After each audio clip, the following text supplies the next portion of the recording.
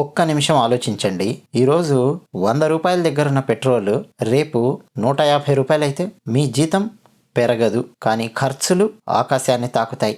Iran Israel యుద్ధం, America జోక్యం, Hormuz జలసంధి బ్లాకేజ్, ఈ అన్ని పరిణామాలు కలిసి భారత్ పెట్రోల్ ధరలపై దారుణమైన ఎఫెక్ట్ చూపించబోతూ ఉన్నాయా?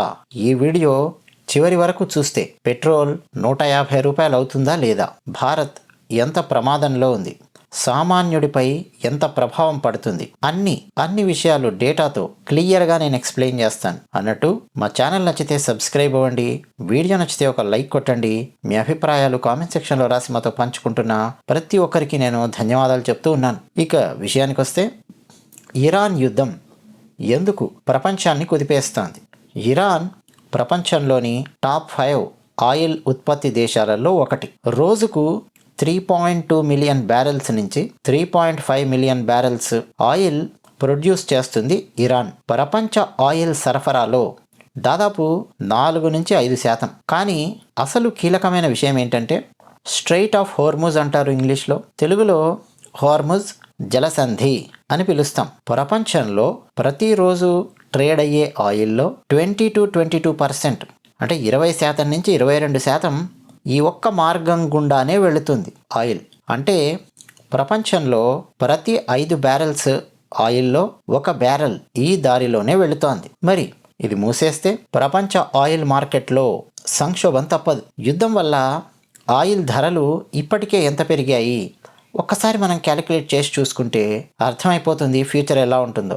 యుద్ధానికి ముందు బ్రెంట్ క్రూడ్ ఆయిల్ ధర $82 నుంచి $85 మధ్యలో ఉంది. యుద్ధం మొదలయ్యి అవగానే ఇప్పుడు లేటెస్ట్గా $95 నుంచి $110 రేంజ్లో దూసుకెళ్తోంది బ్రెంట్ క్రూడ్ ఆయిల్ ధర. వారు గనక ఫుల్ స్కేల్ అయితే $130 నుంచి $150 వరకు, ఇంకా ఎక్కువగా కూడా చేరే అవకాశం ఉంది. 2008లో ఎగ్జాక్ట్గా ఇదే జరిగింది. అప్పుడు క్రూడ్ ఆయిల్ $147 తాకింది 2008లో. అప్పుడు భారత్లో పెట్రోల్ ధరలు రికార్డు స్థాయిలో పెరిగాయి. భారత్ ప్రస్తుత పరిస్థితి ఏంటి అంటే, ఇండియా ఎక్కువగా ఇంపోర్ట్స్ మీద ఆధారపడుతోంది. ఇక్కడే అసలు డేంజర్ జోన్ అనేది ఉంది. భారత ఆయిల్ అవసరాల్లో 85% ఇంపోర్ట్స్ నుంచి వస్తాయి. చాలాసార్లు మనం మాట్లాడుకున్నాం. అంటే మనం ఉపయోగించే ప్రతి 10 లీటర్ల పెట్రోల్లో 8.5 లీటర్స్ విదేశాల నుంచే దిగుమతి అవుతున్నాయి. Iran, Iraq, Saudi, Russia, UAE ఈ ప్రాంతాల్లో గనక గందరగోళం పెరిగితే డైరెక్ట్ హిట్ భారతదేశం మీద పడుతుంది. పెట్రోల్ 150 రూపీస్ అవుతుందా మన దగ్గర లీటర్? అసలు లెక్కలు ఏంటంటే, సాధారణంగా క్రూడ్ ఆయిల్ $10 పెరిగితే భారత్లో పెట్రోల్ ధర $6 నుంచి $8 వరకు పెరుగుతుంది. ఇది జస్ట్ ఒక రఫ్ లెక్క గుర్తుపెట్టుకోండి. క్రూడ్ ఆయిల్ $10 ఇంక్రీజ్ అయితే ప్రపంచంలో భారత్లో పెట్రోల్ ధర $6 to $8 మధ్యలో పెరుగుతుంది, ఫ్లక్చువేట్ అవుతుంది. ఇప్పుడు యుద్ధం వల్ల క్రూడ్ ఆయిల్ $85 నుంచి $130 దాకా వెళుతోంది. అంటే దాదాపు $45 పెరిగే అవకాశాలు పుష్కలంగా ఉన్నాయి. అంటే $6 ఇంటూ 4.5 వేసుకుంటే $27, $8 ఇంటూ 4.5 వేసుకుంటే $36. అంటే మినిమము మ్యాక్సిమం చెప్తున్నాను.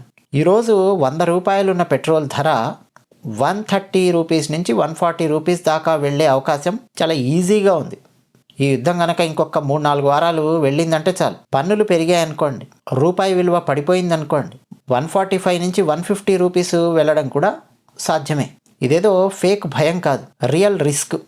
సో $150 పర్ లీటర్ టచ్ అయ్యే అవకాశాలు చాలా ఎక్కువగా ఉన్నాయి. అంటే రిస్క్ ఉందన్నమాట. ఈ యుద్ధం ఎంత ఎక్కువ కాలం కొనసాగితే అంత ఎక్కువ రిస్క్ భారతదేశం మీద పడుతుంది. సామాన్యుడిపై ప్రభావం ఎంత తీవ్రంగా ఉంటుంది అంటే, పెట్రోల్ పెరిగితే కేవలం బైకులు, కార్లు వీటికే కాదు, కూరగాయలు పెరుగుతాయి, ట్రాన్స్పోర్టేషన్, పాలు, బస్ టికెట్లు, అలాగే ట్రైన్లో గూడ్స్ వాటి ధరలు. ఎందుకంటే సరుకు తరలించాలి అంటే గూడ్స్ ట్రైన్, దానికి సంబంధించిన ఛార్జీలు పెరుగుతాయి, ఫుడ్ డెలివరీ కాస్ట్ పెరుగుతుంది, కొరియర్ కాస్ట్లు పెరుగుతాయి, కిరాణా షాపుల్లో సామాన్ల ధరలు పెరుగుతాయి, అన్నీ పెరుగుతాయి. అలాగే పెట్రోలియం బై ప్రోడక్ట్స్ ఉంటాయి, దాదాపు 200 బై ప్రోడక్ట్స్ ఉన్నాయి, ప్లాస్టిక్స్, ఇంకా చాలా పాలిమర్ కాంపౌండ్స్ ఉన్నాయి, ఆర్గానిక్ కాంపౌండ్స్, పెట్రోలియం ప్రోడక్ట్స్తో కలిపి తయారు చేసేటటువంటి బై ప్రోడక్ట్స్ ఉన్నాయి, చాలా ఉన్నాయి. ఒక్క మాటలో చెప్పాలంటే అన్నీ పెరుగుతాయి, దాదాపు అన్ని వస్తువుల ధరలు పెరుగుతాయి. ఇన్ఫ్లేషన్ అనేది బీభత్స భయానకంగా ఉండే ఛాన్స్ ఉంది. మీ జీతం మాత్రం పెరగదు, మీ జీతం అలాగే ఉంటుంది. ఖర్చులు మాత్రం రాకెట్ లాగా దూసుకెళ్తాయి. కారణం ఎవరు?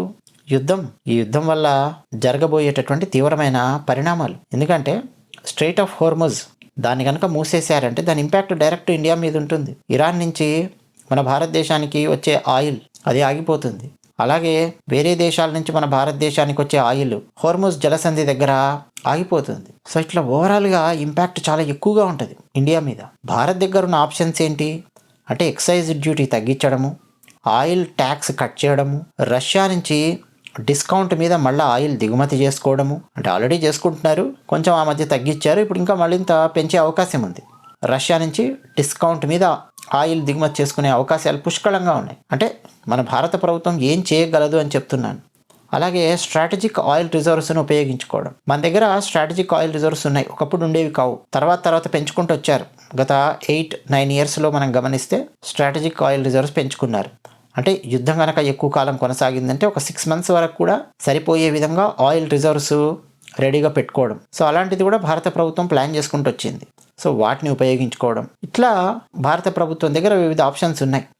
అయితే యుద్ధం ఎక్కువ కాలం కొనసాగితే ప్రభుత్వం కూడా ఈ ధరలను పూర్తిగా కంట్రోల్ చేయలేదు. అందుకే అండి భారత ప్రభుత్వం ఎప్పుడు యుద్ధాలు అవ్వాలి, యుద్ధాలు ఎక్కువ కాలం కొనసాగాలి అని పొరపాటున కూడా కోరుకోదు. ఇంపాక్ట్ ఎలా ఉంటుందో భారత ప్రభుత్వానికి బాగా తెలుసు. అందుకని ఇజ్రాయెల్ ఇరాన్ యుద్ధం ఎక్కువ కాలం కొనసాగాలి అని 1% కూడా భారత ప్రభుత్వం కోరుకోదు. ఇక భవిష్యత్తు అంచనా వేసుకుంటే నెక్స్ట్ 3 months అంచనా వేసుకుంటే best case scenario, medium case scenario, worst case scenario చెప్తున్నాను. బెస్ట్ కేస్ సినారియో డిప్లొమసీతో ఈ యుద్ధం కనుక పరిష్కారమై తొందరగా ముగిసిపోతే మన పెట్రోల్ ధరలు 110 నుంచి 115 దాకా వెళ్ళి ఆగిపోతాయి, మళ్ళీ మెల్లిగా కిందికి వచ్చేస్తాయి. మీడియం కేస్ సినారియోలో యుద్ధము కొన్ని వారాల పాటు ఉండి కొంచెం కంట్రోల్ అయిపోతే 130 రూపీస్ దాకా వెళ్ళే ఛాన్స్ ఉంది, 115 రూపీస్ నుంచి 130 రూపీస్ వరకు. వర్స్ట్ కేస్ సినారియోలో యుద్ధం పెరిగిందంటే, కాన్స్టెంట్గా యుద్ధం ముందుకు వెళ్ళిందంటే, హోర్ముజ్ జలసంధి కంప్లీట్గా బ్లాక్ అయ్యిందంటే 150 రూపీస్ పెట్రోల్ ధర టచ్ అవుతుంది. ఇది విశ్లేషణ. సో ఫ్రెండ్స్, పెట్రోల్ 150 రూపీస్ అనేది జస్ట్ ఏదో ఊహాతీతమైన విషయం కాదు, రియల్ గ్లోబల్ రిస్క్ క్యాలిక్యులేట్ చేసి చెప్తూ ఉన్నాను. మరి మీ అభిప్రాయం ఏంటి? నిజంగా 150 రూపాయలు తాకుతుందా, లేకపోతే ప్రభుత్వం అడ్డుకుంటుందా, యుద్ధం ఆగుతుందా? మీ ఆలోచనలు ఏంటి, అభిప్రాయాలు ఏంటి? కామెంట్ సెక్షన్లో రాసి పంచుకోండి. ఇలాంటి డీప్ జియోపొలిటికల్ అనాలిసిస్ వీడియోలు కావాలంటే మా ఛానల్కు సబ్స్క్రైబ్ చేయండి, వీడియో లైక్ చేయండి, వీడియో షేర్ చేయండి. ప్రతి భారతీయుడు తెలుసుకోవాల్సినటువంటి విషయాలు ఇవి.